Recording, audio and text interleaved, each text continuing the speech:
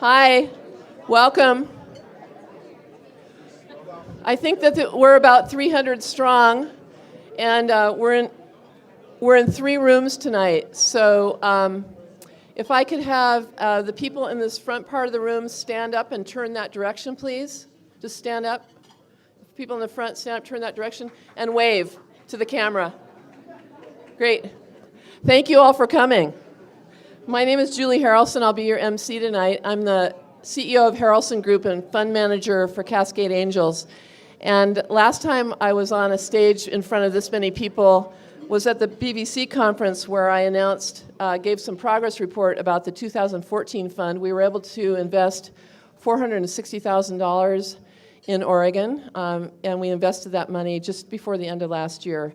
So I am now in the process of earnestly building the 2015 fund, and our sponsors, Carnot Peterson, Jones and Roth, and Bank of the Cascades have continued on with us. So I'm working hard to build that fund, and if you have interest, please see me. This is not a general solicitation. I like to take advantage of being on the stage to give you a quick update, but all is well. So I did announce last time that people sometimes have trouble figuring out whether I'm joking or not. So some of you know me and you know that I'm pretty serious, but I do joke. So I do want to just get a selfie for my collection. Hang on.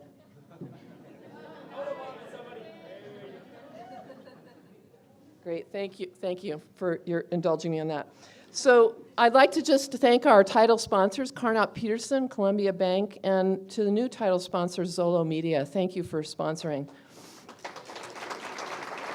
And supporting sponsors, Jones and Roth CPAs, the COCC, Small Business Development Center, OSU Cascades, and new to supporting sponsorship, Ben Broadband, which is just awesome. Thank you. And also to M&T Visions, with whom we would not be able to communicate room to room at this event. You're supporting our media needs, and as this event grows, we need all that technology to make sure we can accommodate everybody who'd like to be here.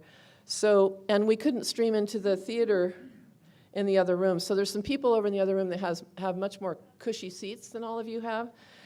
So if we do have a large event, maybe you could get, if you do arrive late, you can get a cushy seat.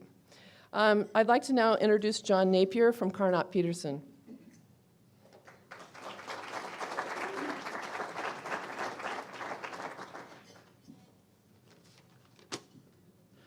Thank you and welcome. Carnot Peterson is very proud to continue our long-standing support of PubTalk. As Julie mentioned, my name's John Napier. Together with Kurt Barker, I co-chair our firm's Emerging Business, Technology, and Intellectual Property Practice Group. Tonight, I just have a very few brief comments on 2 topics: purple communications and beer. Beer first. I'm part of our fermentation law team together with Kurt and Jeff, and I recently saw a news headline that was quite intriguing. It said, and I quote, "Brewers and cows cheer FDA ruling." So this piqued my interest because anything that cows and brewers support, I'm generally inclined to support as well. And historically, spent grain from the brewing process has been used as an animal feed. And the FDA was considering regulating breweries as animal feed producers, which would, among other effects, apparently have caused an increase in the cost of beer. Boo. And potentially could have put some microbreweries out of business. So due to the outcry from brewers and the cows, the FDA reversed its position. So we've got some good news to report there. And I also want to give a quick shout out to Bridge 99 Brewery, a local brewery that just tonight opened up their tasting room. It's behind, right behind Wubba's Brewery, Wubba's Barbecue, on just off of Empire. And they're going to be open Wednesday through Saturday nights, 3 to 6. And because our fermentation team is so dedicated to what we do, we're planning a field trip tomorrow to help them celebrate and welcome any of you to join us. Real quickly, Purple Communications is the name of a company that got absolutely nailed last month by the National Labor Relations Board. And they had a policy that prohibited employees from using work email for personal purposes. In other words, work email is for work, not personal email. And they also had a policy that prohibited creating any disruption at work.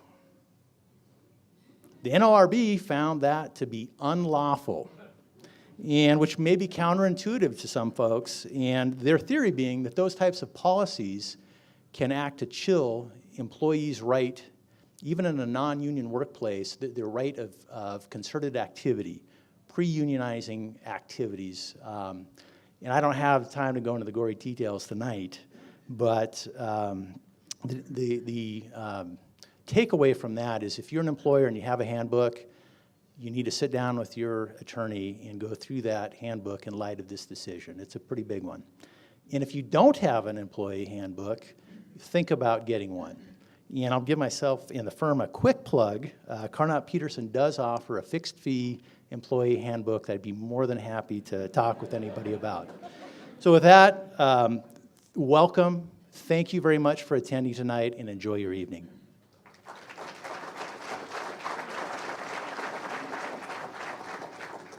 Thank you, John. I'd now like to introduce Corey Allen from Columbia Bank.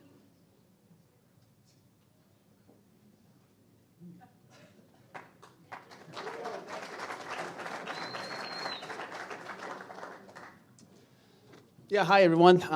Thank you for coming tonight. It's a great turnout. I appreciate y'all coming here to listen to me talk. That's great. Thanks for coming. Yes, I am Corey Allen. I work with the commercial banking team here at Columbia Bank locally.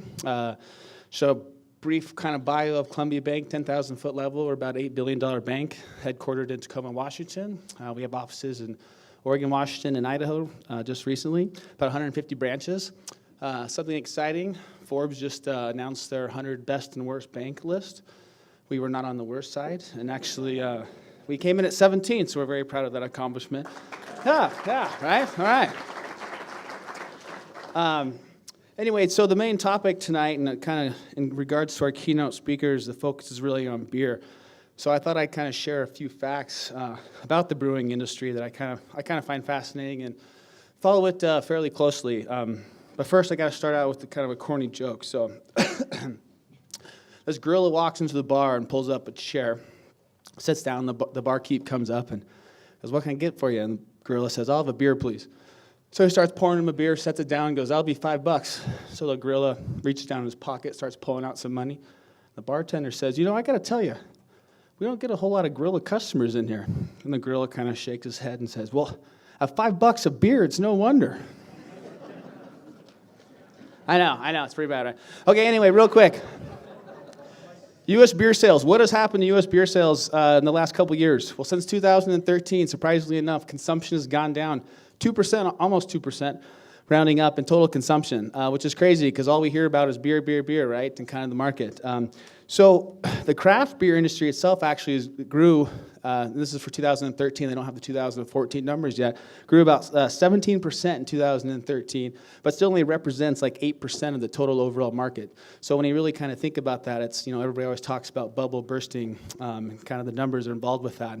There's still a huge untapped market out there, and really there's just kind of a shift in taste and preference that we really see all over. The overall beer market is $100 billion. Craft beer market's about 14.3. Real quick, in Oregon, just wanted to mention a few facts, interesting facts about Oregon. Ranks number 1 % of dollars spent on craft beer over overall beer production. So we love our beer around here, surprisingly, or unsurprisingly enough. Also wanted to mention ranks number 1 in U.S. and breweries per capita, which is pretty cool. As far as total breweries, we're sit at number 3 right now. Our siblings to the south of us are actually number 1 in total beer breweries, and then Washington's actually right behind us in second. So definitely the Pacific Northwest kind of sets that trend. Surprisingly enough, the state with the fewest breweries in the state and per capita brewing. Can anybody guess? I'll buy you a beer if you can get this right. No, actually, both of them, it's Mississippi, believe it or not. There are 4 craft breweries in the state of Mississippi. You know, I remember Mississippi Mud when I was a kid in a grocery store and used to stock beer. Anyway, okay, well, I think my time's about done here. Also, just wanted to say I'm really excited to hear Chris and Garrett talk. I've had the chance to really get to know these guys over the years, and they have a great success story. And I just want to say there's certainly no one more deserving. They worked very, very hard. They're a great success story. I'm just really proud of them. So you guys are in for a treat tonight. Thank you.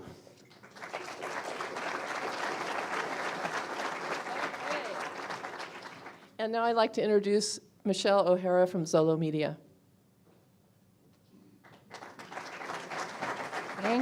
Thank you. I'm the new kid on the block, but I have been attended a couple of these wonderful sessions. So I kind of was a little bit intimidated to get up here and talk because you have such wonderful speakers. But I handle the marketing for Zolo Media. We are ABC, CBS for Central Oregon, along with 28 cable channels. And we are storytellers for Central Oregon. And because I'm also in creative services, I thought I'd maybe just tell you a little bit about what we do by telling a story. And I promise it's only 3 minutes. It's a short story, a really short story. And as most short stories go, or stories in general, it starts with once upon a time. In the land of the free and the home of the brave, there were these adventurers who were looking for a better way of life. So they blazed a trail out west, and they discovered this beautiful state called Oregon. And we all had to pronounce that right, Oregon. Gun. With miles of rugged sandy beaches, green forests, and rolling golden hills. And these Oregonians became known as progressive people, and they decided to do just about everything differently. And all was well in this wonderful kingdom. But as time went by, there became somewhat of a rift or somewhat of a divide in the state between rural and urban, conservatives and Democrats, ducks and beavers, Portland and just about everyone else.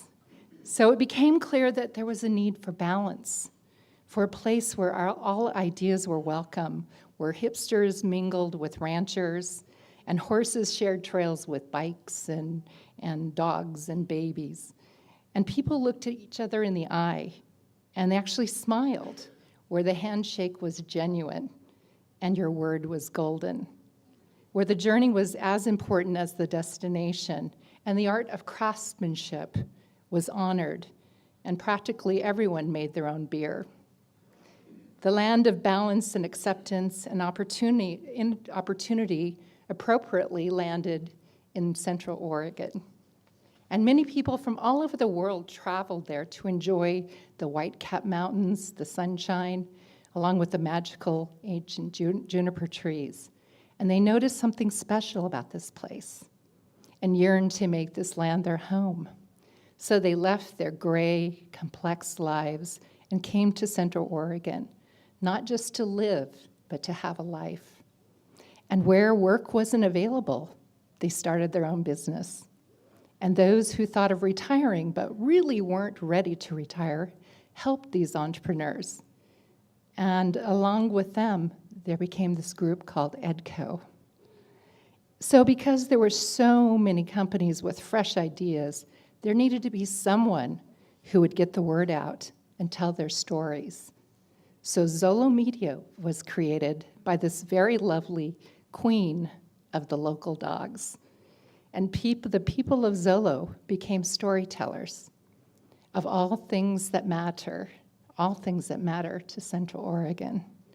So now you know the story of Zolo Media. And I'd like to introduce one of our very amazing storyteller and one of our programs that you all should be watching called My Window. Could you please welcome Carrie Stewart at the back of the room with the red shirt. And Carrie has introduced just about everyone in this room to television and every storyteller in this room to television. So thank you for having us as new sponsors.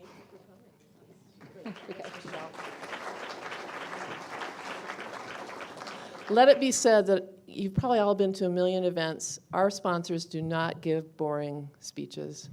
Gorillas, cows, horses. It reminds me of the first walk I took when I was here speaking of inclusion. I ran into a woman who was out walking her llama. So, okay, so I'd like to thank the EDCO staff, Robin Sharp, Bend manager, John Stark, Redmond's manager with Ready, Aaron Riley, membership and events manager, Caprielle Foote-Lewis, Sisters manager, Brian Vieira, if you could all stand, EDCO Venture Catalyst, Jesse Lord, marketing and communications manager, Aaron Chiat, operations manager, Cameron Neal, EDCO intern. Thank you so much. And I want to just say about this small but mighty group, some statistics in terms of entrepreneurs. In the first 2 quarters of their fiscal year, they've helped 17 companies. There's been 412 jobs created, 21 million in capital investment, and their goal for this fiscal year, which ends at the end of June, I believe, is 667 jobs in 24 companies. That's a lot of work for a small staff, so let's give them another round of applause. And I'd now like to introduce the Director of EDCO, Executive Director Roger Lee, for the Director's Minute.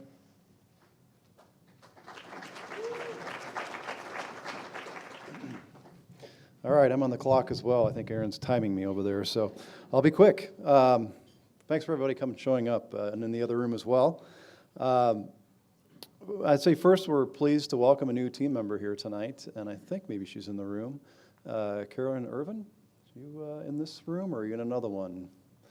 Caroline looks like she's in another room. So Caroline's our new manager in Prineville, Crook County, and she's already hit the ground running.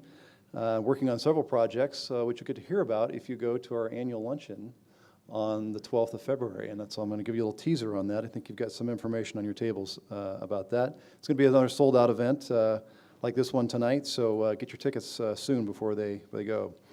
EDCO also has a vacancy in Lapine. Jerry, our manager there, resigned this week, actually, due to a death in his family and a complicated estate issue that kind of resulted from that. So we're pleased to be working again with Eric Strobel. Eric, I don't know if you're out in the hallway. Oh, he's right here. Stand up, Eric. Stand up. So Eric and his team at BBSI are going to help us out again with the search on that. So if you know of anybody who might be interested in that part-time position down in Lapine, feel free to contact Eric or any member of our team. So, in my final update, you'll hear from Julie in just a moment. We're super excited about all the new members that have joined EDCO since our last PubTalk. But we also have new members. I mentioned VR Analytical and Medline, joining an organization called HIDEC, an effort that's within EDCO that's really led by volunteers from our area employers.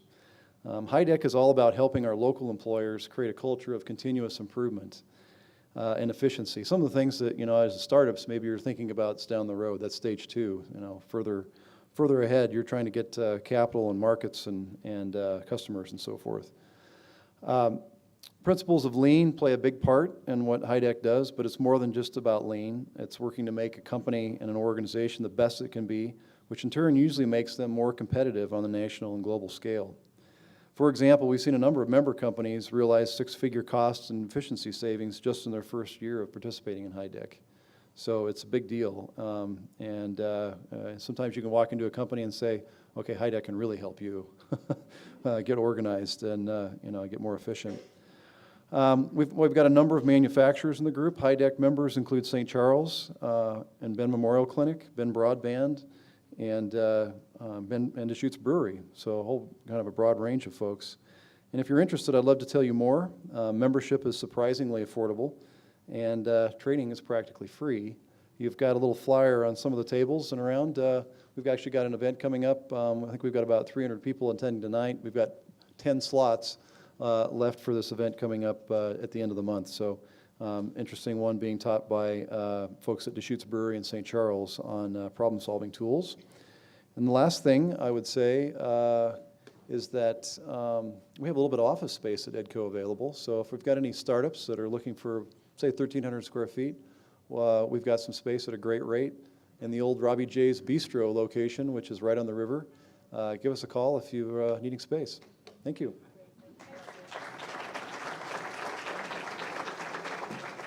Okay, I'm going to move us right along here. So if you'll hold your applause until afterwards, I'm going to read off the list of new members. And if you're here and you'd like to stand up to be recognized, that would be great too.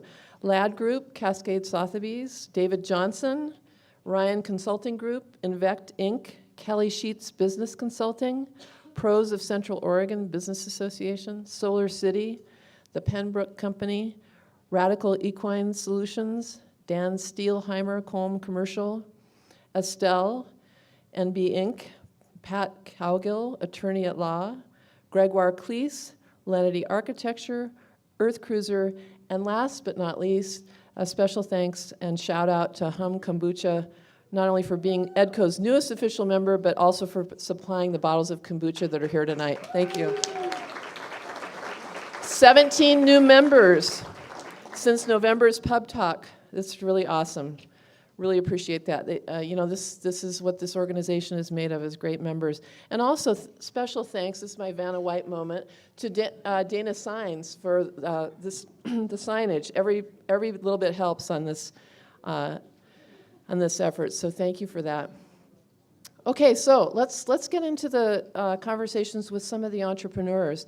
I'd like to introduce Alicia Putnam, who's the CEO of PrestoBox, and I know a bit about PrestoBox. I have been a small business owner and entrepreneur for years, and what PrestoBox does is it automates branding. So they have this really cool tool. You go through, you answer a few questions, and out pops a brand, which is less expensive and less time-consuming. I love this product, and part of the reason I love it is because 50% of the GDP in the world is based on services industries. And I think that based on mobile technology, cloud technology, et cetera, that the services industry is really ripe for innovation and disruption. And this is such a project, and we'll have Alicia come up and spend a few minutes giving us a background on it. Thank you.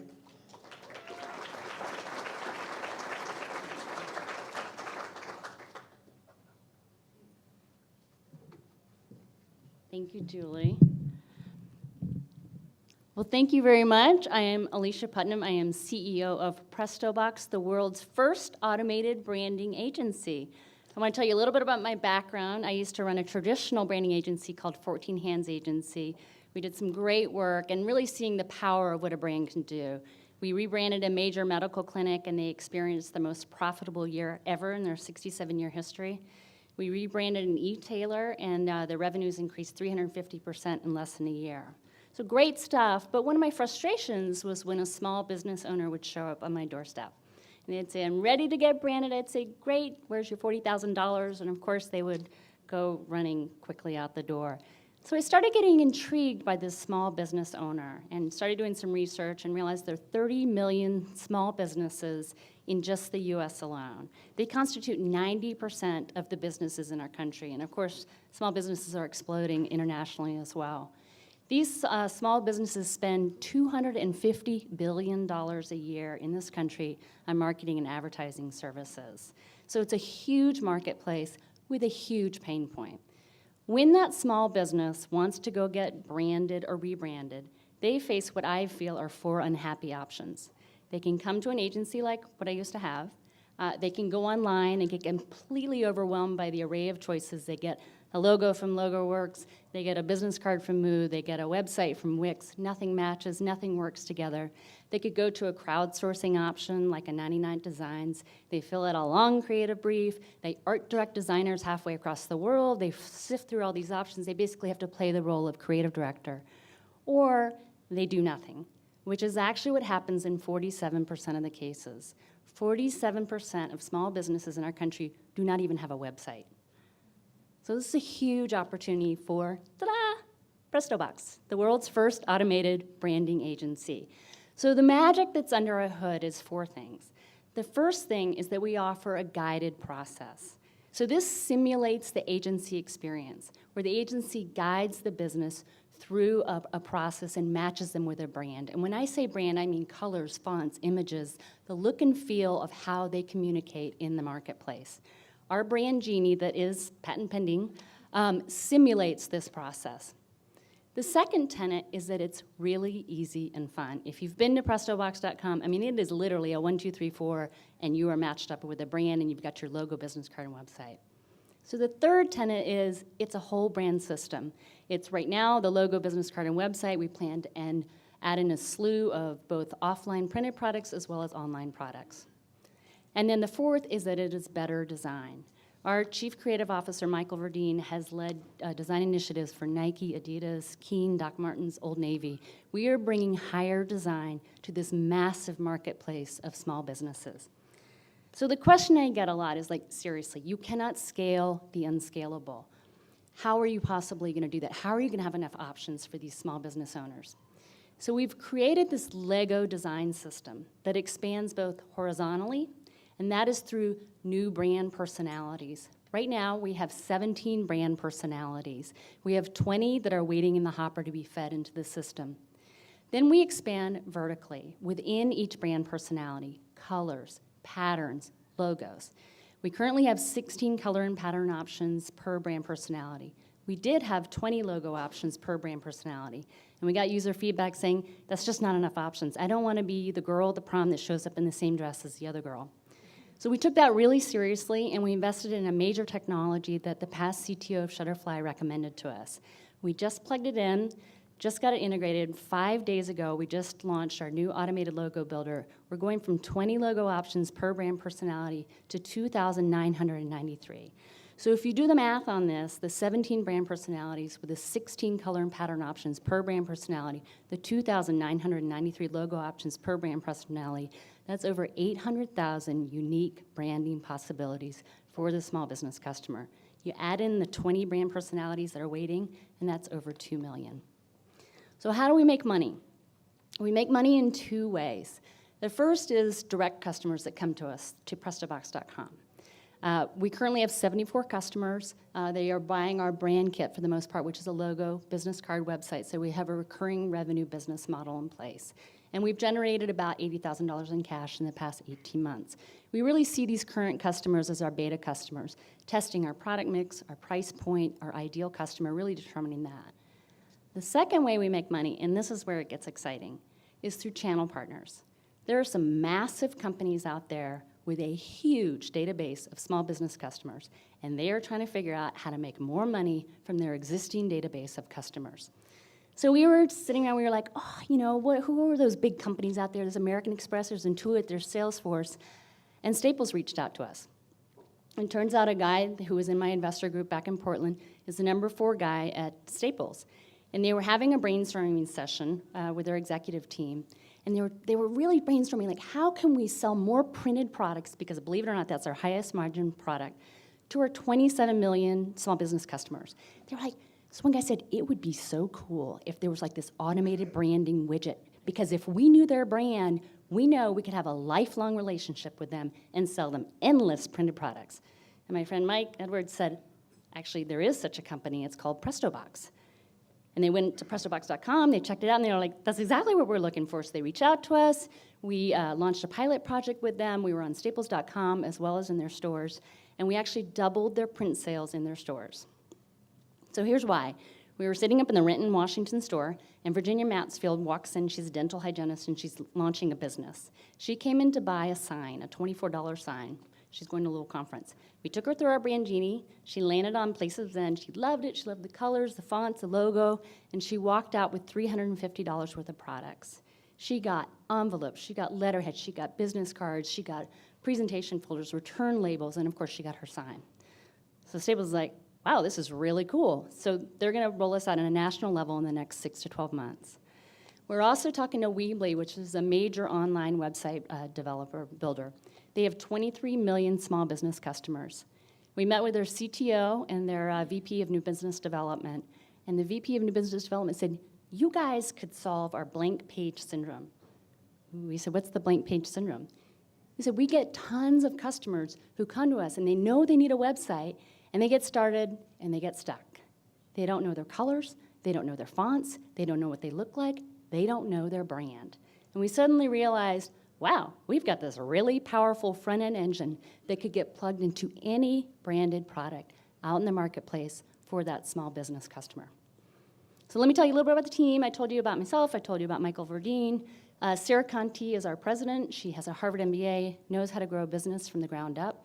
Clay Givens is our engineer, and he's the magician that's running our database and all of our back-end technology.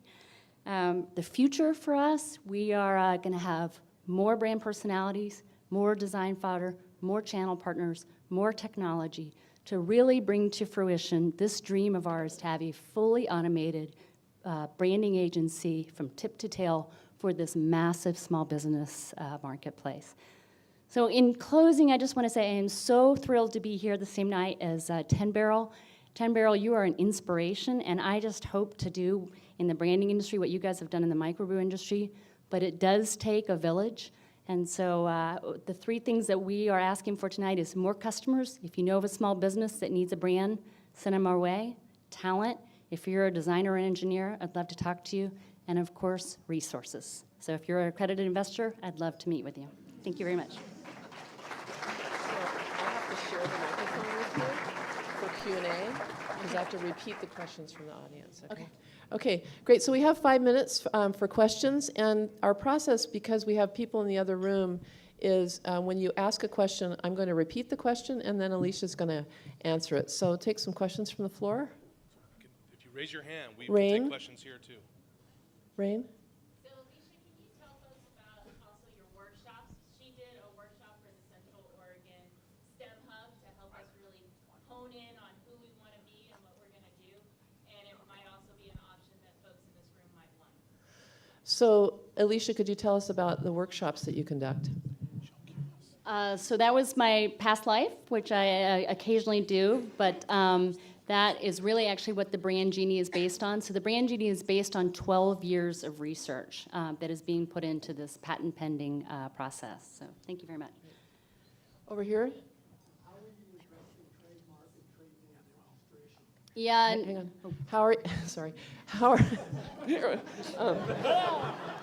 get the hook. How are you addressing trademarking and copywriting issues? I'm sorry, Aaron? Okay, very good. So how are you addressing those issues, Alicia? Yeah. So we are going after the small micro business that is not going to invest in getting their logo trademarked. It is definitely something that a question that we get asked a lot, but it's similar to the way that iStock works and all those other companies where they just can't resell it. So. And there's a question from the other room? No, there's not a question from another room. Is there one? Okay, is there one other question from inside this room? Yes, David. How much money are you looking for, Alicia? I will gladly answer that. Am I allowed to answer that? I don't think so. Okay.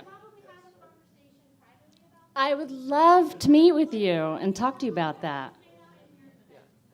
Yeah. Good. Anything else? These are great questions. One more? Great, thank you so much. Oh yeah, sure, Jeff. That's a great question. We have tons of... Who are our competitors? So we have tons of competitors and no competitors. We are first to market in automated branding. There are lots of folks out there making logos, business cards, websites. The beauty is that we're the front end, so all of those competitors are potential partners for us. And that's why Moo has already been to our site, Vistaprint has already been to our site. All of these guys we would be a perfect front end for them to sell more of their business cards, logos, or whatever. Thank you, Alicia. Thank you. Great. Thank you, Alicia. You guys ready? So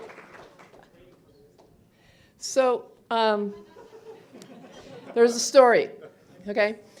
I'm a founding member of Built Oregon and a big fan.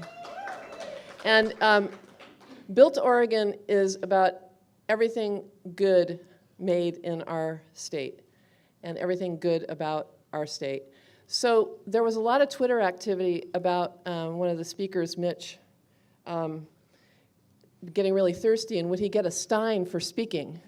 And unfortunately, Steins only go to keynotes, but I happened to be a keynote about a year ago, and I have this Stein. And so I brought him this big glass of water, and I promise I will share this Stein with you anytime you come to Oregon. And I get unlimited refills, I think, at this event, but it's club soda this time, okay? Yeah, there's like 2 straws, yeah. So, and also I love this hat. I was in a restaurant in Portland, and there were two women at another table who both had really cool trucker hats. And I said to them at the end of the evening, I really want to get my picture taken with you. And the one woman was like, yeah, that'd be cool and awesome. And I'm like, great. And she turns out she was a music producer, and the woman next to her was very reticent. I couldn't figure out why. Well, it turned out she thought that I wanted my picture with her because she was famous. She's a famous folk artist. But she didn't really know that it was because I thought I was famous because I had a Built Oregon hat on. So now I'd like to introduce Terry Starbucker, St. Marie, and Mitch Daughtery from the newly formed Built Oregon to bring us up to speed on exactly what it is.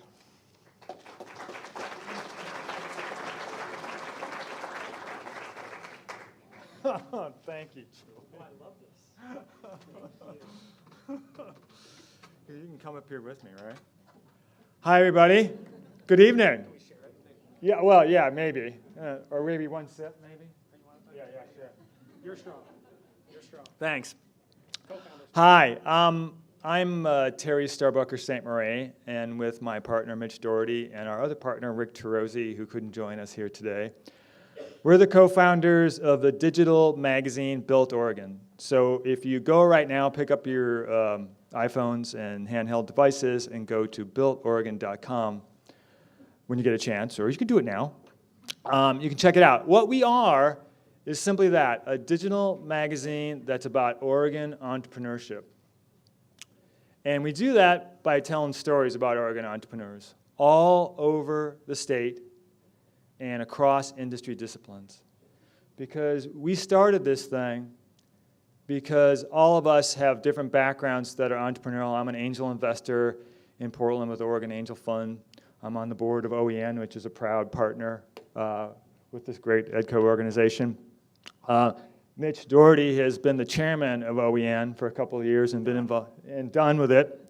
And Rick Terozzi runs an incubator called Pi in Portland. And we all came at this from different directions, but it was the same thing. It was, and I think you're all here for this reason. Entrepreneurial stories are awesome because they tell us things somewhat about the human condition and about getting things done and about the Oregon spirit of collaboration.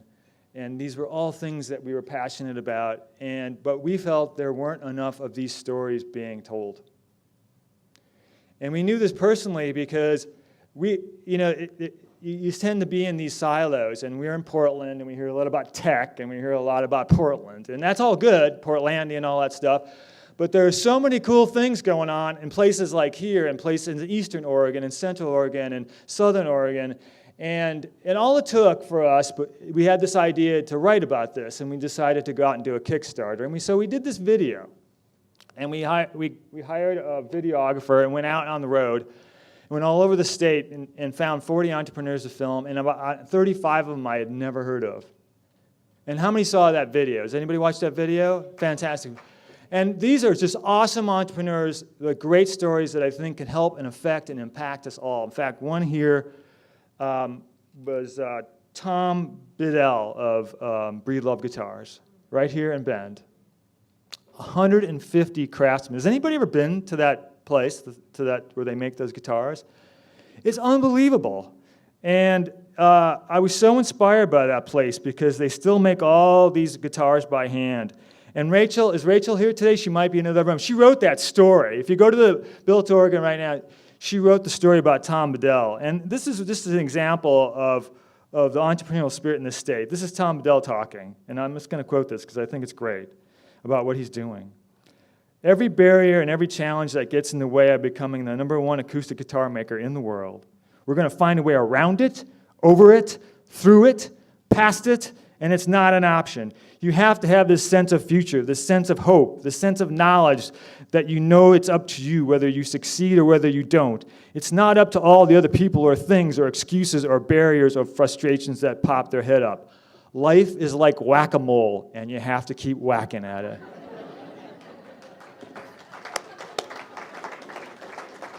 That is the entrepreneurial spirit right here in this town in Bend, and that's what we're going to be finding out, and we're going to do it once a month. There's an issue there right now. December issue's up, 12 great stories. written by some great people. Thank you, Rachel.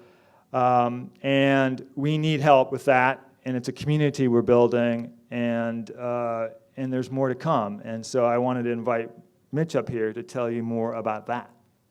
Mitch. So, thank you, Julie. It has a good weight to it. I like it. First of all, as Terry said, a lot of it was based on the Kickstarter, and I'm not going to take a lot of your time because I actually want to hear the 10 Barrel story too. 10 Barrel was actually a part of that video. They probably don't know they were until it actually came out because we went kind of in the marketing world and stuff like that. But it was a focus. This video was really about, and I should say, it was scripted, shot, edited, and out in 3 weeks. And we traveled the state. We had 40 entrepreneurs in this video, and it's really about this communication, this collaboration, this acceleration of what's happening here. And it's funny, somebody mentioned earlier, which kind of stuck in my head, it's like Portland and everybody else. And it's really funny to me, and that's literally kind of what we're trying to break down, because I think that there's so much happening in this state, but nobody knows what's happening unless you're in your region. And so our kind of passion is, and it's kind of built on, with me, if anybody's read Brad Feld's Startup Communities, like entrepreneurial communities have to be built by entrepreneurs. We're there to kind of facilitate and bring awareness to those, whether it's tech, whether it's apparel outdoor, whether it's food and beverage. And our real passion to kind of play on words of what happened before is Oregon and everybody else. That's kind of what we're trying to build. We're out of time. Julie's kind of, is the music going to start? Julie, is the music going to start?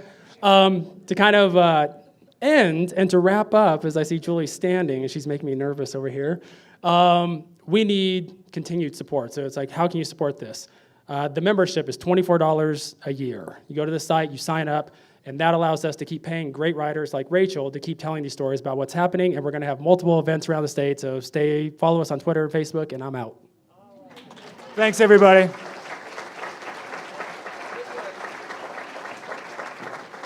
Okay, you guys, good work. Maybe we'll have you back at some point for some more details. So I love my hat, and now we're going to talk about shoes. I'd like to introduce Why Not Branded's co-founder, Wendy Weems, to introduce their first product line of women's footwear, disrupting the Western space. Thank you, Julie. Wow, all these polished speakers, and now you get me. I've said this a million times to the dog, and right now I'm wishing I would have brought the dog to do this speech. Anyways, my name is Wendy Weems, and my sister, Kelly Beal, and I own Why Not Branded, LLC. Why Not Branded is a Western-inspired, high-heeled women's shoe company, and we are based in Sisters, Oregon. So before you think, oh, cute, two sisters from Sisters with a shoe company, let me tell you about how wonderful 2014 went for us. As of the end of 2014, which was our first full year, we were already had 30 retailers. We had 4 sales reps in the United States and 1 in Canada, and we brought in $100,000 in revenue. So it was a really exciting year. So I want to talk about one of our gals that came on board late in the year. She was late in November. She was our sales rep, and she came to us from kind of an indirect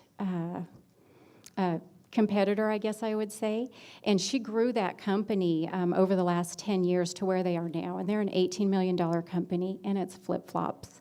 So we were really excited that she left to come on board with us and to see what she can do for us in 2015. To back up a little bit, Kelly and I were raised around horses. We rode English, Western, we drove horses. My dad raced chariots.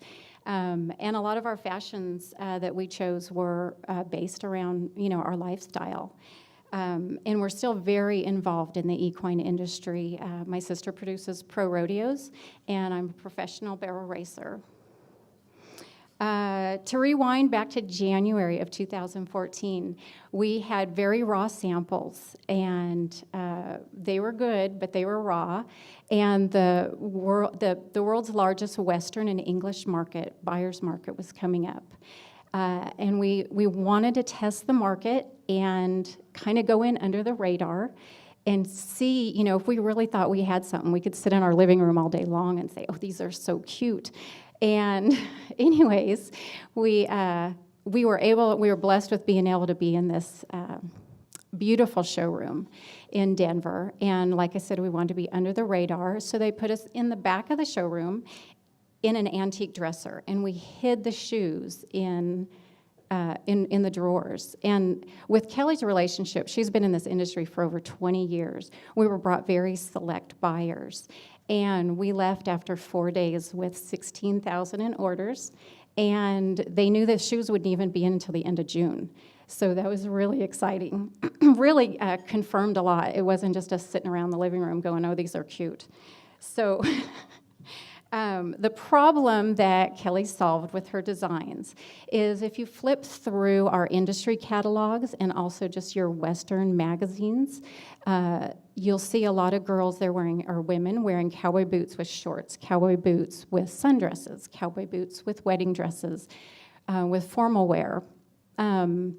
And they're also wearing the flip-flops, sometimes a Native American design, and often they're barefoot. And kind of, you figure out what to do with your feet with this outfit. And Why Not Branded knows what to do with your feet. So given the cowboy boot, it's often clunky or hot. The flip-flop is often too casual.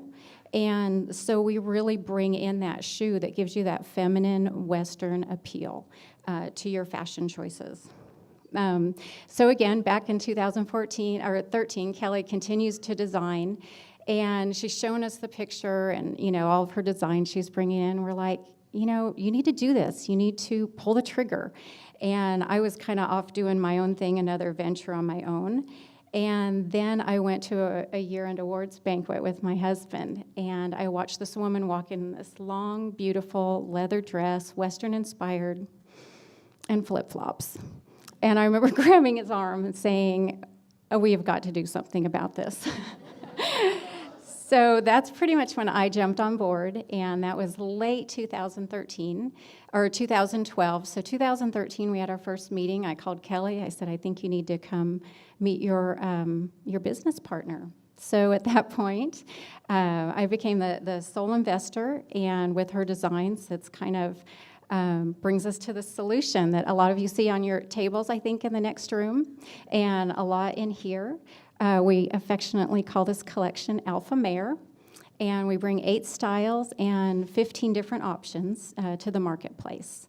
So if you look at them, they're very feminine and very detailed. They have authentic horsehair zipper pulls, the Western tooling. This pair here in the front was after a pair of chaps. The logo on the keeper is actually the Why Not Branded logo, which is Kelly's registered horse brand in the state of Oregon.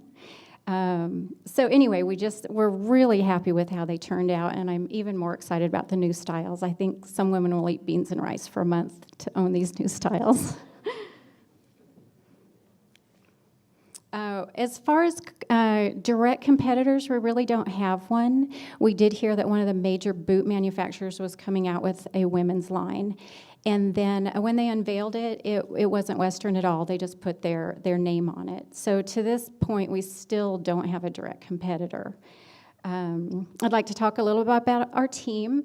Besides me, I do all the correspondence with manufacturing and distribution. All the sales reps, the current retailers, anything legal or anything, I deal with that on a day-to-day basis.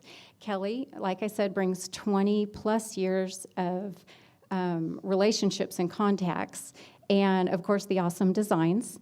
And she also brings a lot of knowledge with her media and her advertising background, so we've been able to save a lot of money keeping it in-house with her great advertising ideas and everything that she comes up with. So I really believe it's because of her contacts and relationships that we've had this explosive growth in 2014. We also have Bruce Myhowski, which is our SCORE mentor. He's been with us since our very first meeting.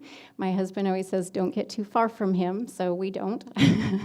And then we have a recently formed board of advisors that, with thanks to EDCO, has helped us put together just in the last 2 months. And like I said, we have our sales reps. We have 4 in the United States and 1 in Canada. Some of the successes, I like to call them blessings because they kind of fell in our lap. Before I came on board, Kelly had been looking for manufacturing, which I had no idea could be such a stumbling block for a product like this. And a couple months after I came on board, she remembered that we had this family friend that got into the high-end men's shoe business, importing. And she found him on Facebook, and within a couple months, we were submitting our designs to the factory under his company's good name. So it was a huge blessing to move things forward that quickly. We've also had a lot of local and national media. Thank you, My Window, and Ben Bulletin. KTVZ, things like that, has been really nice. Right before our first shipment came in last June, I was really wrestling with advertising dollars, and there are two big companies I really wanted to advertise with. And on the same day, I opened my email, and back-to-back emails, one was saying that we were in the centerfold of their next issue, and the other one chose us as their favorite summer sandal. So those were huge right before the first order came in. And then we also, as far as acquiring customers, we do the big Denver market, like I was talking about in January. They also do one in the fall, and then we do the Dallas markets. When I did Dallas this year, the permanent showrooms came down. There were several of them. They said, everyone's talking about you upstairs, and they wanted us in their showroom year-round. We ended up choosing one. So we're permanently in the Dallas showroom and at the buyer's market. And then we have a sales rep in the Southeast that will be taking us to the platform, and to the platform shoe show and to the big Atlanta shoe show. We're just back from Denver, so I would like to report that we have 3 new stores and some great contacts we're really excited about to see where this year's going for us. And for those of you that would like to buy shoes, we can go to the website, or locally, we're at High Desert Ranch and Home and at Old Mill District in Desperado. So thank you for your time. You need some good shoes. Thank you. I'm going to do the same thing with you as I did with Alicia. Okay. Great, so we have time for a couple of questions. Come on, Gator, I know you've got a question. Yes, David. What are your price points? We're only wholesale, and so average is 109. Retail's 180 to 210. Some of our boutique stores are a little bit more. Other questions? Do you make these in size 11? We've had a lot of call for that. So our best sellers, we did add size 11 this season.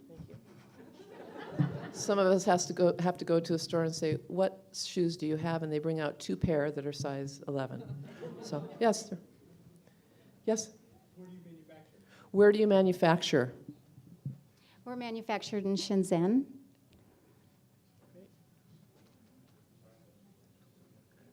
China.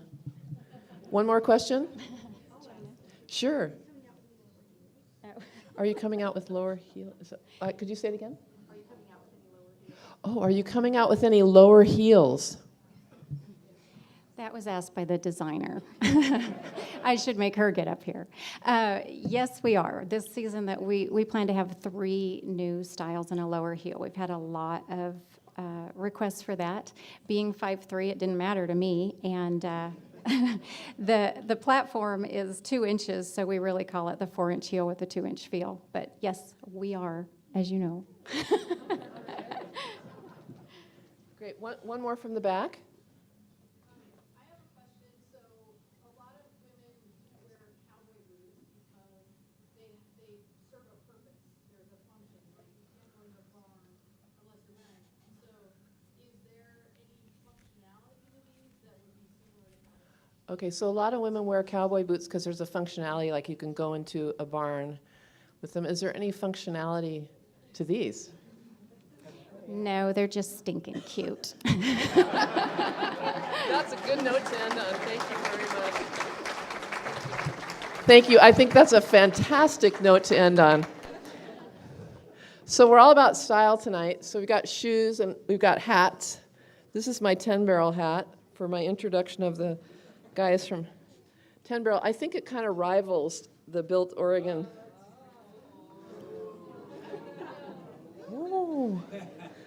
we might have some controversy.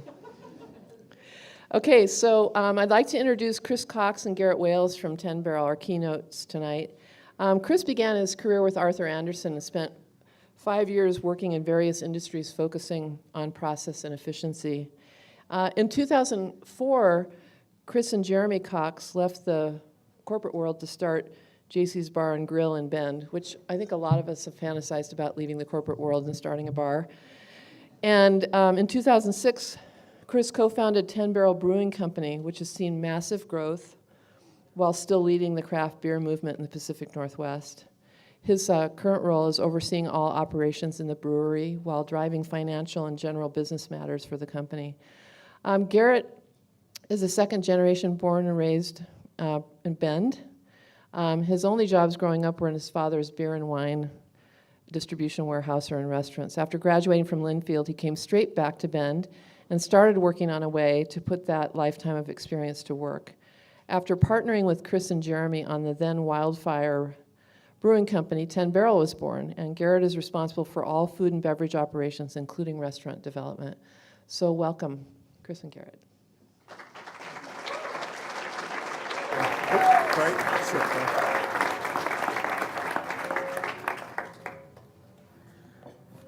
Are we live yet? Oh, are we live yet? Okay. Is this stretch time? Well, I heard the booze, so I think it's go time. If this was our team, we normally all stand up, kind of run around the building a couple times, loosen up. But this is actually, is it all right? I'm trying.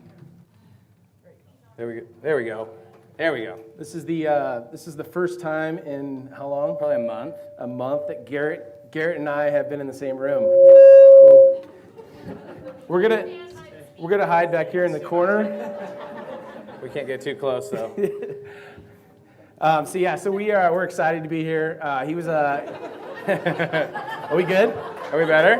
You want us This to is share great. this, Mike? This should make for some great pictures. We just sit down like this. We really do like each other. There you go. Because mine just passing that one back. Share the mic. Yeah, share that. Check 1 2. All right, so this is I was in China for a while, and he's been all over the West Coast, and so we've been doing a lot of conference calls as of lately, which is one change since we've been acquired. But kind of want to just go over a couple things. So we are going to be brutally honest tonight. Our story, kind of how we started, the acquisition, everything involved. And so I just ask everyone here, our local community, not to take a small piece of what we said, turn it around, spin it, and in a negative way. So this is kind of how it always works. So I think an important part of this too is that we were really excited when Aaron first approached us about the opportunity tonight. We were really excited to be able to finally meet face to face. And I'm sure there's a lot of people out here that maybe know more about it. Have maybe read a little more, or, a little more interested. Some people that are just kind of getting bits and pieces from socials and the news and whatever. But this is really our first chance to sit down, answer questions. Hopefully there's some out there. And like I said, be as honest as we possibly can and just kind of tell our story. And I think we'll spend a little bit of time, kind of how we started and whatnot. But we'll get into what I'm guessing most people are most interested in as fast as we can. Is it my time? Yep, you're up. So a little bit about 10 Barrel. So I think most everyone here is probably familiar with 10 Barrel and the 26 breweries we have here in Central Oregon, which is fantastic for everyone. But we started 10 Barrel in 2006. So we were a second-generation brewery. There wasn't a ton of competition in town at the time, maybe 4 or 5 breweries. We started, with us 3 guys and a brewer. And we pretty much just sold the beer, delivered it out of the back of our trucks, which is really a cool story, similar to a lot of the startups that you see today, like Bridge 99 and some of the other guys that are coming through the pipe right now. So it was just been an exciting growth pattern for us. We slowly, organically grew here in Central Oregon. I wouldn't say slowly, but we did grow here in Central Oregon. Then our first kind of approach was to go to the big city, Portland, started selling our beer over there. And that was unknowingly kind of what got us here today. So without any idea of what the future held, that was our first opportunity when AB wholesalers nationally were starting to go non-exclusive and allow outside brands, specifically craft brands, into their wholesalers. And when we partnered with Miletus in Portland, that got us early on, when it was a lot more feasible, into that AB distribution network, which played a huge role in kind of how we got here today. Yeah, and we were super fortunate because at that time, Anheuser-Busch wasn't taking very many breweries into their distributorship. So at that time, we were fortunate to be selected by Anheuser-Busch as one of the breweries that they distribute. So started distributing in Portland, then kind of grew from there. So now we are kind of fast forward. We sell beer in Oregon, Idaho, Washington. 80% of all of our beer is sold in Oregon. We are the fastest growing brewery in the Northwest, probably in the top 5 in the country. So we're super proud of that. We obviously owe that to our entire team and all the great people that we work with on a day-to-day basis.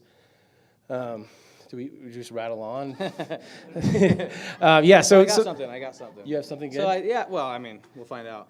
So we talked kind of what something important to talk about, and it's really inspiring, kind of with other startups and the entrepreneurial spirit, really alive and kind of feeling it in the room. And we've been thinking, what were some of the keys to our success? Not necessarily that led us to the acquisition, but decisions that we made, whether we knew it or not, or lessons that we learned along the way, that helped us be the 5th fastest growing brewery in the country and the fastest in the Northwest, and what that meant to us. And sitting here thinking, I think probably the number one lesson that I learned early on, and Chris will probably agree with me, is that partnerships are very difficult. And we now see, but especially when your partners are twin brothers, because it's always 2 against 1. It doesn't matter what the issue is. But in working through that, and I think for us, there's been times when Chris and I couldn't be in the same room for a week, and of course it always worked itself out and it was always better. But challenges like that along the way that we grew, and in the last especially year, maybe even 2 years. Sticking through that and being committed to the same principles, the principles of quality, the principles of doing business the right way, treating your team the right way, really putting success and staying competitive and sharing those values. It didn't matter how mad or how much we disagreed on a specific topic, we always came back to center because we always agreed and shared those traits and those values and those principles, and that's core to not only our early success when it was just the 4 of us basically, but as we started adding our 1st employee and our 5th employee, and now our 225th employee, you end up surrounding yourself with people that share that vision, and that is something I think is key. And I guess, not that I'm one to recommend anything to a lot of smarter people in the room, but my recommendation would be that to just remember your center, and that's something that we always had a way of coming back to and drawing ourselves back in, and once we kind of establish these boundaries and the understandings of our differences the last couple of years. We've all become truly family, and I'm not quite a twin. I think I'm slightly better looking than them, but definitely brothers for sure, and great friends. He doesn't drink as much beer as we drink. He's a little more shape, but I think we've definitely had a lot of lessons learned as well. We've made a ton of mistakes through the last 7 or 8 years, and we can kind of go through. Obviously, we started Wildfire Brewing Company. We're 10 Barrel now, so we made a major mistake by not getting our name approved and getting it trademarked. And so, and there is a funny. Yes, and there's a quick funny story. We had a business advisor, John Ballantyne, who lives here in town, who's fantastic, who's helped us tremendously. But so we got a letter in saying, hey, we were in fault and that we needed to change our name. And so we ran it by all of our business advisor team, and they're like, oh, don't worry about it. They're not going to do anything. So we sent back a fax saying, we're not going to change our name. And literally 30 minutes later, we had 5 or 6 attorneys on a phone calling us saying, hey, you're changing your name. So then we asked for some money, like, hey, we got some expenses for changing our name, and they shut that down too. So we changed our name. So but we're really excited about obviously the name change. It was a much better fit for us anyway, so it worked out for the best. But I think kind of the most important, there's a couple critical things in our business model, and one really critical thing that we stayed focused with throughout our business cycle is that we're real. So we didn't try to fake like something we aren't, right? So in the craft beer industry, everyone's swirling their beer. They're talking about the complexity of the beer. We started out very beginning trying to fit into that mold that, as you can see right now, we're we're not that type of person. And so we kind of quickly found out that we got to be real to who we are, because these people who are drinking our beer are going to come meet us someday, and they're going to be like, that's not really what your brand is all about. So we switched gears really quick at a young age in our company, and just really trying to promote who we are, and about humor, and about just not taking life too seriously, and just being true to ourselves. And so I think that's really paid off in our branding and everything else. And we've stayed really focused on that throughout the whole process. And that goes back to our kind of motto of brewing beer, drinking beer, and have fun doing it. And I think that's kind of the core of our company. So, I mean, if it's snowing, we shut the brewery down and we'll go up skiing for a couple hours. Still, to this day. Anheuser-Busch doesn't really like that much. But They know what they signed up for. So. yeah, they signed up for this game. So that's kind of our deal. So we're super excited to be here. That's kind of our history. Garrett's will kind of start talking about, I'm sure people are interested in kind of how some small little brewery in Bend, Oregon got acquired by the largest brewery in the world. And he'll kind of go through the process and how we kind of came about that. There's one last piece too. I do want to jump into that, but we definitely can't go on without saying. I think that was instrumental to our success, and came down to us being very real with ourselves and with our team and with our customers, and that is identifying our strengths and weaknesses and being very honest about those. And to us, there's no doubt that as a team, I mean, we share a great work ethic, and we worked our asses off, and still do. But our biggest strength outside of that is that we are able to surround ourselves with people that are much smarter than we are. And there's no doubt about that. And that comes down to partnerships, on the business side, but especially our team. And so that's something, we never were afraid of, threatened by someone coming in or hiring someone that we knew was better at this part of our job than we were, or that we knew could be more successful or had more expertise. And quite the opposite, we really embraced that. And so that was something that, our team, from top to bottom, from employee one to our most recent busser that we hire, ideas come from everyone in the company, and we really embrace that idea for sure. And also got to give a shout out to someone that gave us a lot of support early on, and that was Columbia Bank, and specifically Corey Allen. So I was really excited that he was able to talk tonight, because Columbia partnered with us early in our history when they really had no business partnering with us. Fortunately, it worked out for everyone, so we owe a big thanks to Corey and all the hard work of the team there as well. So, getting on with it. So We were drinking a beer. yeah, we were drinking a beer. So there was a fourth partner in our business, who was my father, Brad Wales, who previously was a beer wholesaler, and he's slightly older than us. And with the success of the industry, he expressed some interest at about the beginning of this year, almost late 2013, that now would be a good time for him to possibly exit the business. And it really worked for us, because we were at a growth stage in our business where we were getting the feeling every day that we had outgrown the tips a little bit. We were getting out in front of ourselves and growing. In other words, we were making a lot of money and Brad wasn't working, and so we wanted to make sure that this would be a good time to get him out versus like 3 or 4 years later. So, yeah. It's my dad, man. So,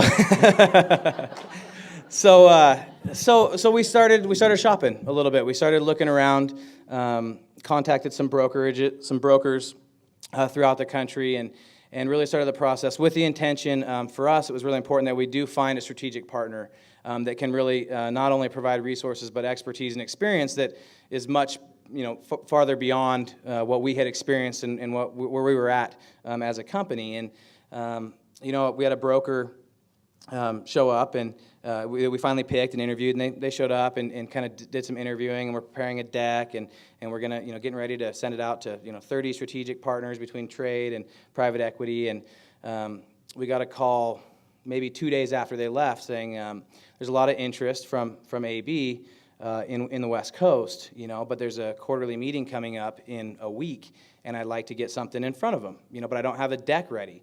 Do you guys have a problem if I just give them a call? So to us, like, man, we don't even know what the deck's going to look like. Sure, I don't see why that would be an issue, And 3 days later, the head of M&A for Anheuser-Busch North America was at the brewery.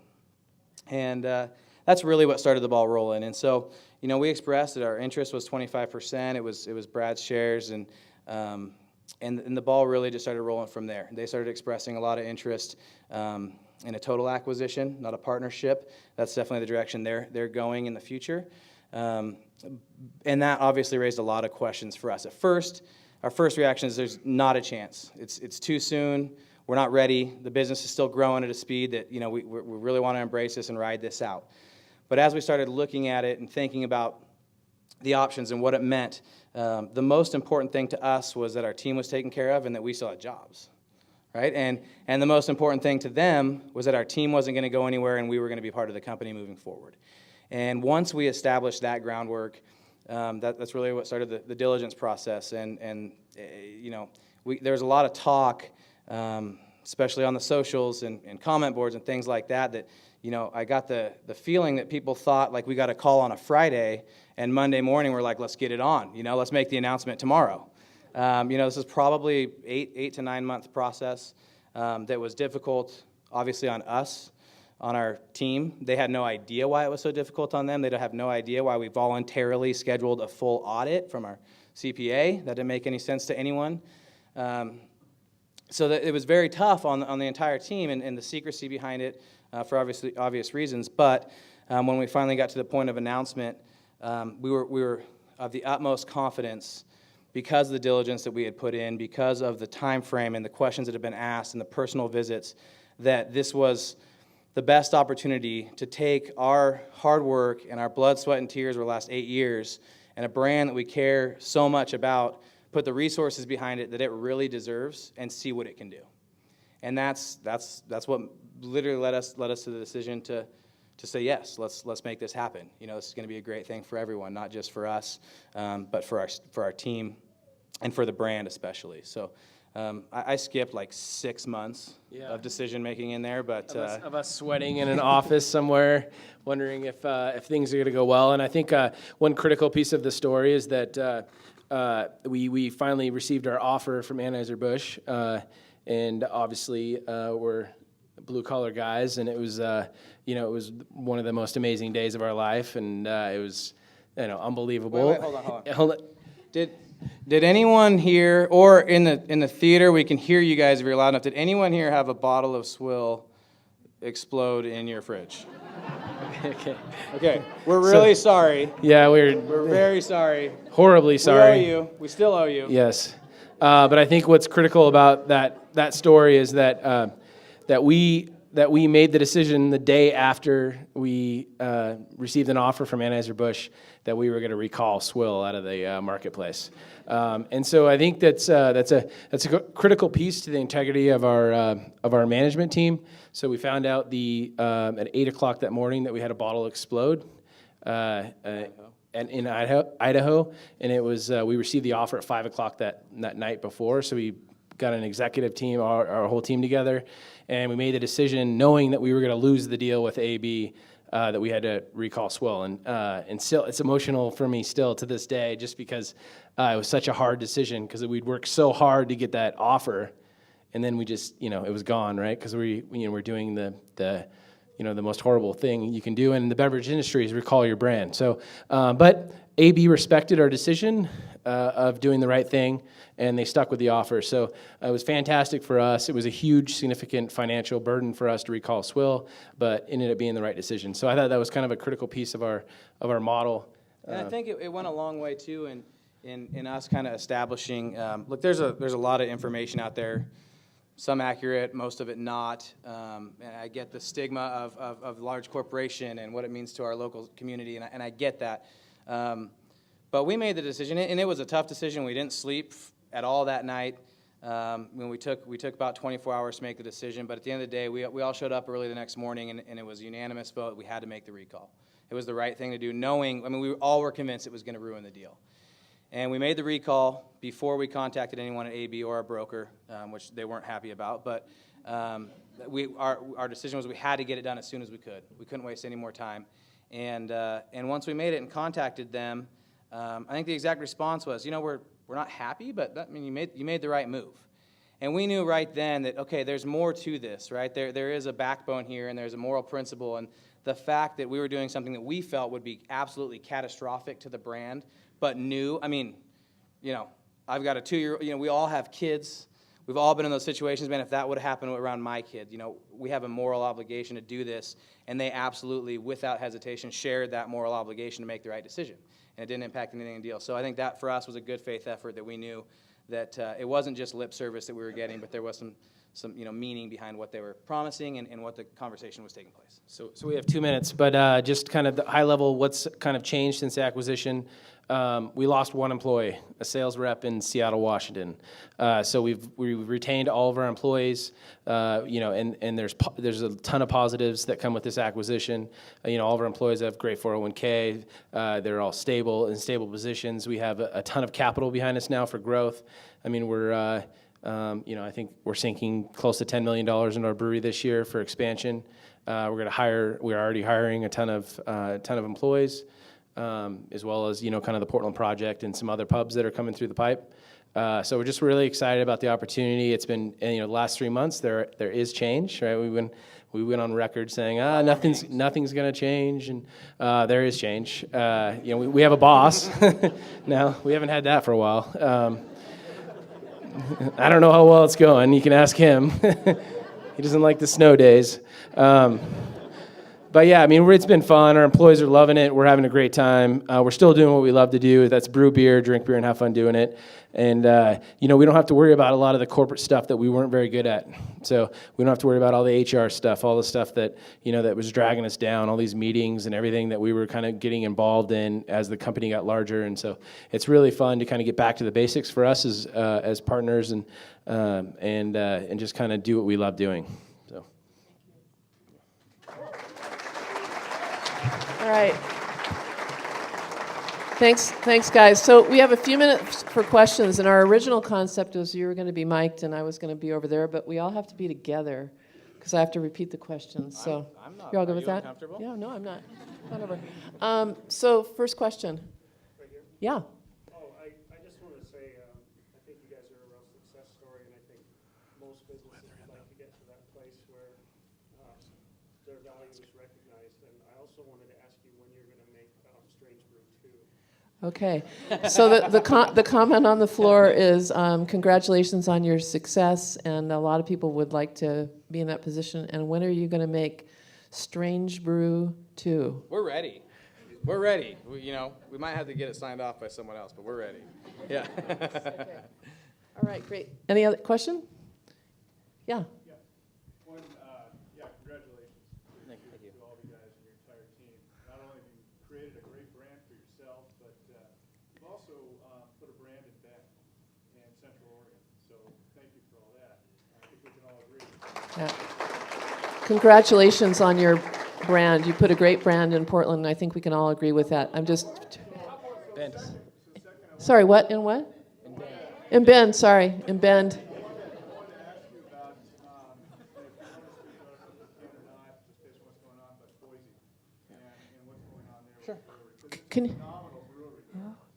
Yeah. Can you talk a little bit about the brewery in Boise? It's awesome. It's huge. It's great. Yeah, so I'm assuming you're talking about the licensing issues. So part of what we got to pass on and no longer worry about is legal, permitting, licensing, things like that. We have really good teams for that. But what I can tell you is that there was one very effective lobbyist that kind of stomped his feet and held his breath a little bit, and it got picked up and it got some play. What's being passed down to us from both the ABC as well as our legal team is that we have our licenses in place. Everything we're doing is is completely legal. There's no gray area, there's no loopholes that are being closed, nothing like that. So as of today, the feedback we're getting is that we have no concern with the licensing issues there. So, yeah. Oh, there's a question from next door. What was the acquisition price? What was the acquisition price? We haven't even found out yet. They haven't even told us. Yeah, obviously we can't disclose any details of the transaction. As much as we would really like to talk about it. Yeah, it's just something we're not willing to address. Probably the only thing we can't talk about. Yeah, go ahead. 2 questions. Which brother gave you the black eye? And second of all, what's different about when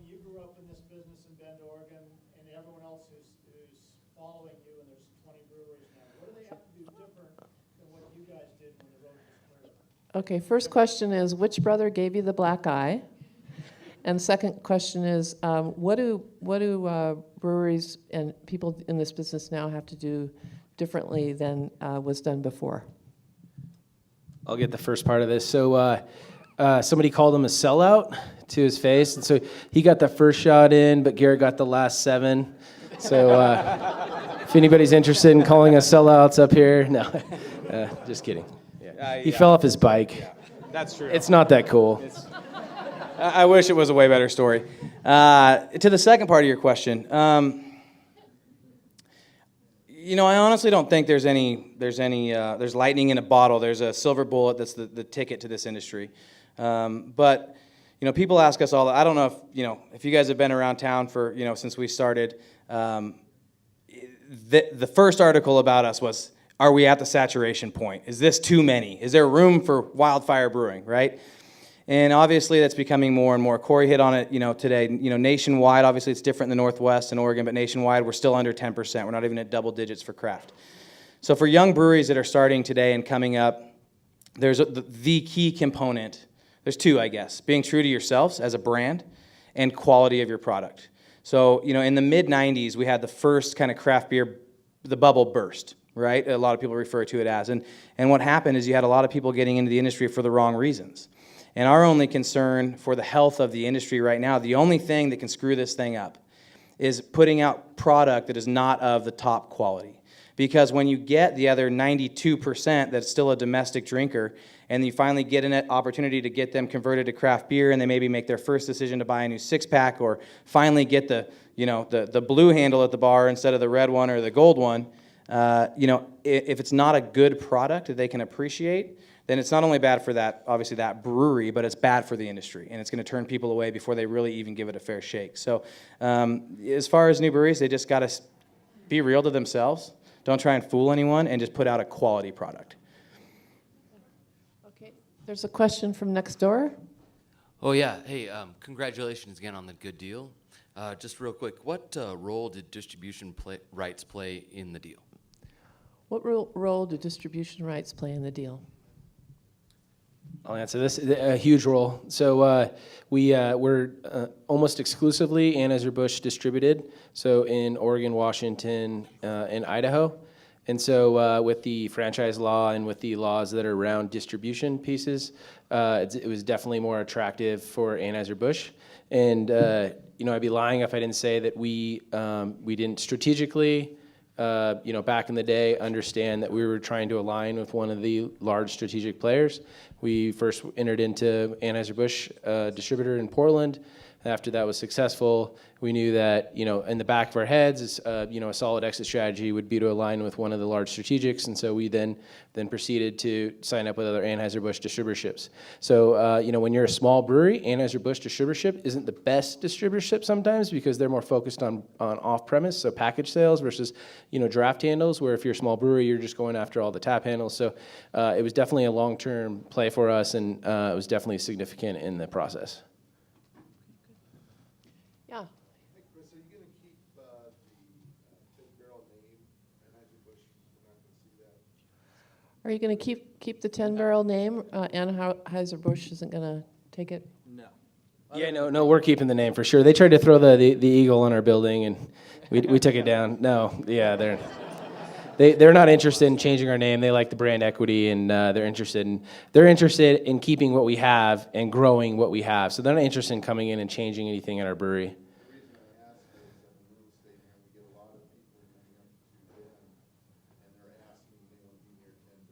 Oh, nice. Except for the. So the questioner said the reason he wanted to know is because a lot of people were asking because they want to live near 10 Barrel. So Mitch, and then we'll take one in the corner, and I think we'll be done, close to being done. Simple question: how many beers do you have to drink to come up with a name lately? How many beers do you have to drink to come up with a name for your new beers? Several. Yeah. And then sometimes you drink too many and you end up with a name like ISA. Or Swill, or Sam. Sam, yeah. Yeah, I mean, it's to be honest with you, it's the most difficult process we have in our brewery outside of brewing really quality beer, you know? So we brew the beer, and then we spend hours and hours and months and whatever trying to figure out a good name for it. And now that we're with Anheuser-Busch, we have to get it checked to see if it's going to have any trademarking issues, and so then we go back to the drawing board. But yeah, a good example is we have Sam IPA, which is a really strong selling beer for us. We're coming with the acquisition of Anheuser-Busch. We now have access to certain hops that we didn't have access to before, so now we're going to be able to produce Sam and put it into the marketplace, which is one of our favorite beers at the brewery, which we weren't able to brew before. But now we just found out that Sam is not a great name, and we can't use Sam because of trademark issues. So we've been all day long, we've been trying to figure out a great name for the replacement of Sam with no success. To be fair, we were given a 100% chance that Samuel Adams would sue us with cease and desist, and a 30% chance that we would be successful in defending. So we told them we liked the odds. Let's roll with it. I don't think it's going to happen. Okay, if it's very quick, because we only have time for one more question. But I do want to give the room next door the opportunity. I'm sorry about that. Yeah, question, please. Oh, from the other room? Okay. Yes. Hey, you guys can't see me, but I'm raising a glass to you. Cheers on the Raising a acquisition. glass. I think there was quite a backlash in Bend, and you know, there was a little bit of, I don't know, maybe some people in Bend felt hurt by the acquisition. And what we're curious about is, did you guys foresee that backlash, and was there any intent to sort of address that conversation? And have you decided what the approach was on that local response in terms of apologizing or explaining maybe in greater detail at the actual announcement date what the motivation was and what was and wasn't going to be changing? So there was a bit of a backlash and some hurt in the community around the acquisition, and what level of thinking did you do around communication and ameliorating some of that backlash? Bingo. So a couple things quick. We'll probably both take turns answering. First, I don't want to start get in trouble. I'm just saying there's a lot of hands. We're really excited to talk to people face to face. We're good with spending more time up here. It's up to everyone else, but we're totally cool with it. So, or we can talk afterwards. Okay, let's get it on. All right. So to answer your question directly, first of all, thank you. Cheers as well. They can see us, right? Okay. To jump right in, as far as apologizing, I don't want this to come out the wrong way, but we promise we'd be really honest and upfront and transparent, in that we feel 100% that we have absolutely nothing to apologize for, and never would we apologize for success.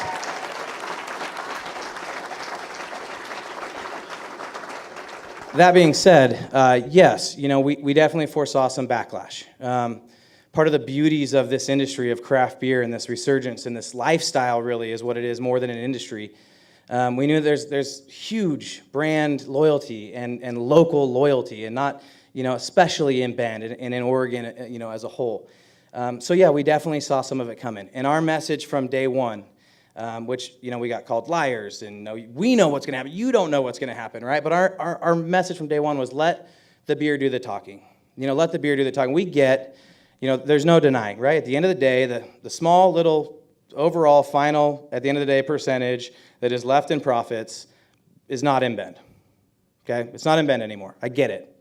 But there's 140 jobs in Bend, and our beer is still brewed in Bend, and our pub experience has not changed. Our employees are still the same. They're still employed here. They still live here. I was still born here. I'm going to die here. This is our hometown, and so we get that sentiment, but the only thing we asked for was let the beer, let the product, let the experience do the talking. If 6 months from now this has turned into shit, excuse my language, but, then sure, shame on us. Absolutely shame on us. But when it does what we know it's going to do and what we now have the ability to create, we think that everyone's going to come around and say that, at the end of the day, yeah, I still don't like them for what they did, but damn, that's a good beer.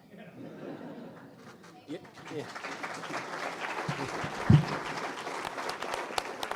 I think the only thing we didn't anticipate is just our feelings towards the brand, right? So we knew that there was going to be some backlash. We were prepared for it. but we weren't prepared for our families and, for all of us sitting in a room and reading our Facebook page.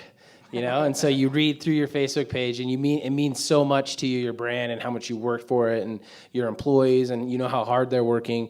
And really, at that point in time, you start feeling really bad for all your team and your employees, and them, because they're reading it at night. They're not reading it at work, because we have a policy. Hey, let's stay off the socials. No personal emails, right? Yeah.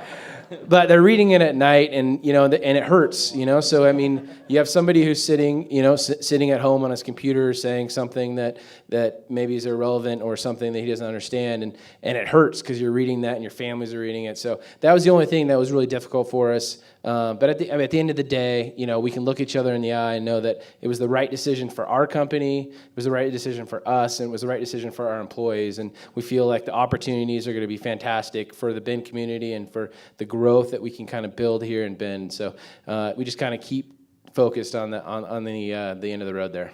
So.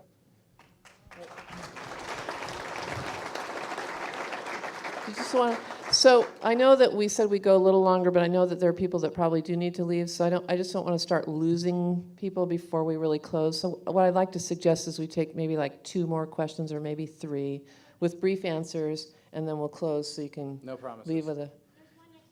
Yeah, there's one. I want to ask this gentleman because I shut him down a little while ago, and then we'll take it from the other room. Okay? Yeah, just 2 quick questions.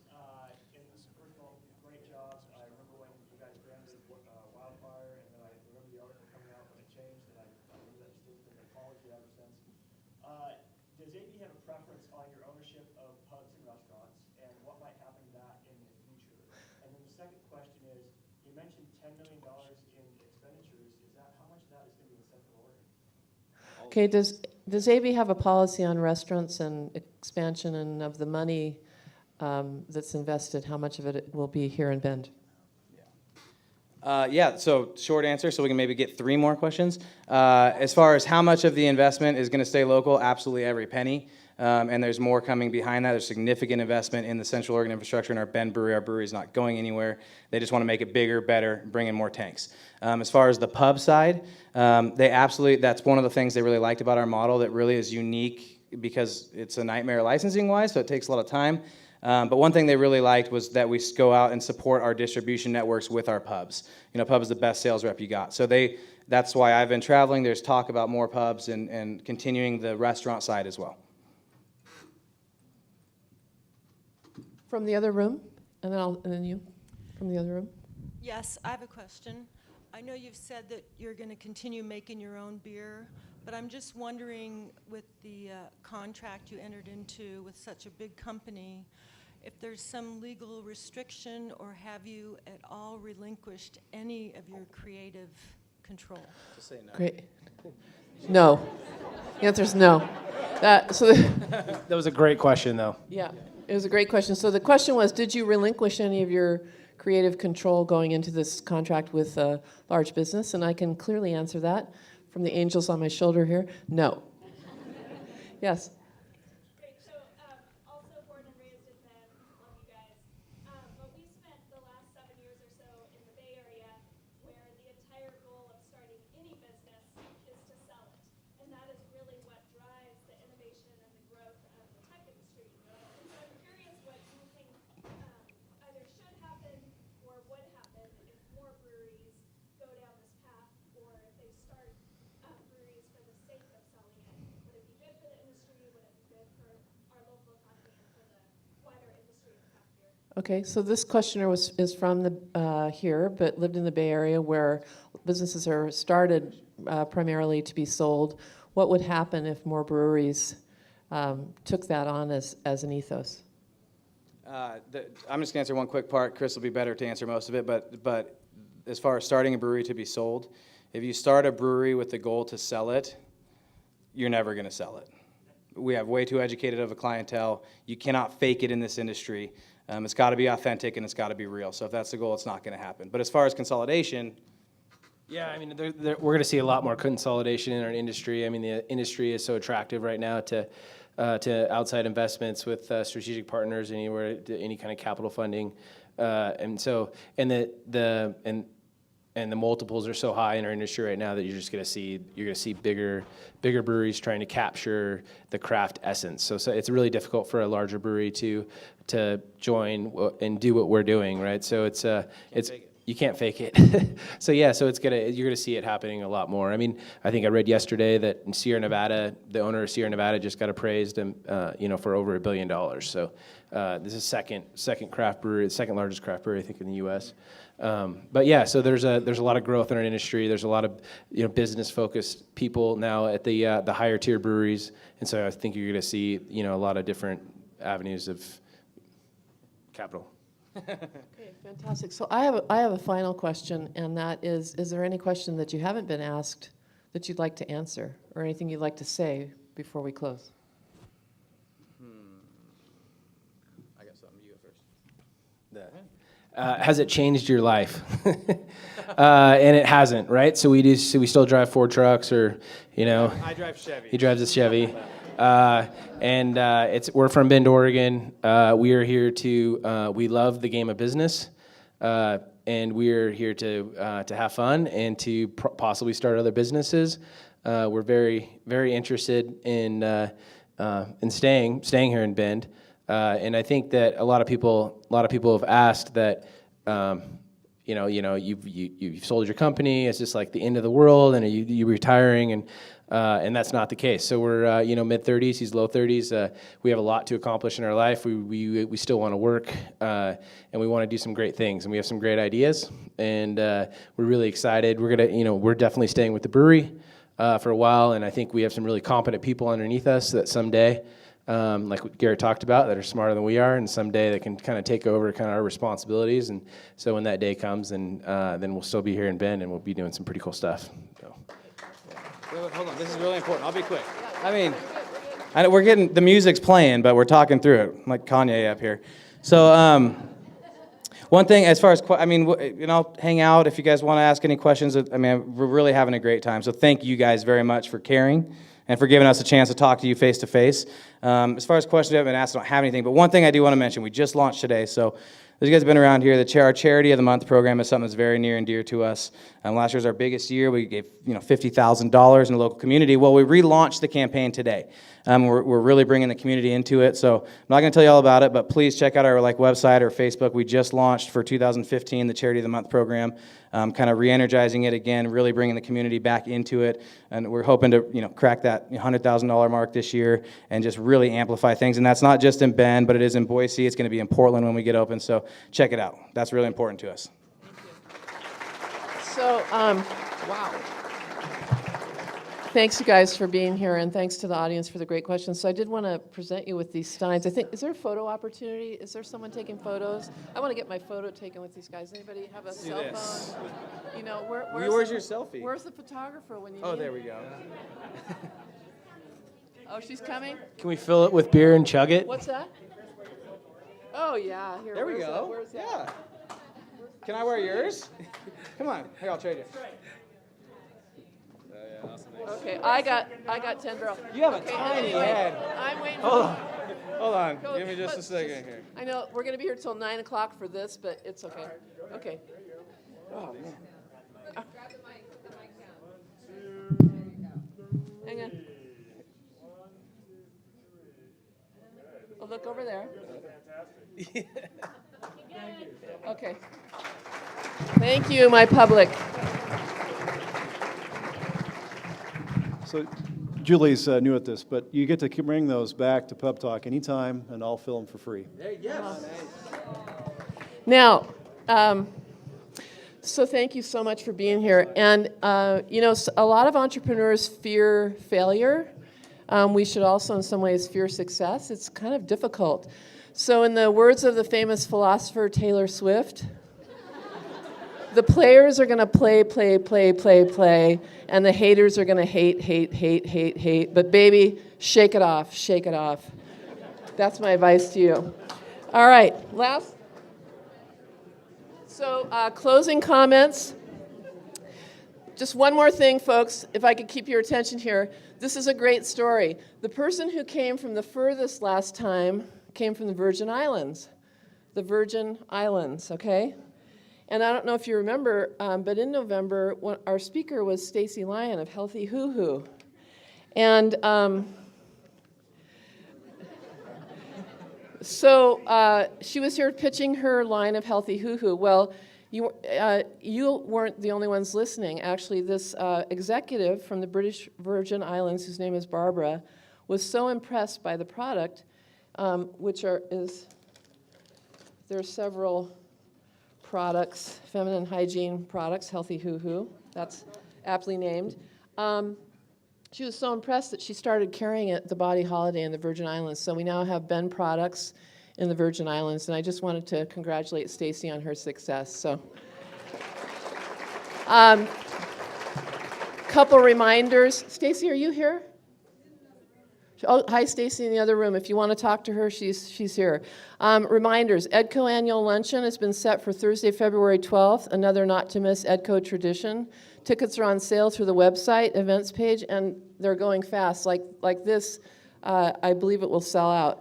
HiDeck has a lean manufacturing training coming up the morning of Thursday, January 29th, edcoinfo.com, and click on events. And don't forget, the PubTalk will be here at McMenamins through June. So mark your calendars and register early. I hope to be invited back as MC. We'll see what after tonight, whether that works or not. Again, never be bored here. Gorillas, shoes, beer, Oregon products, cows, hoo-hoos, it's all here. Drive safe. Drive safely.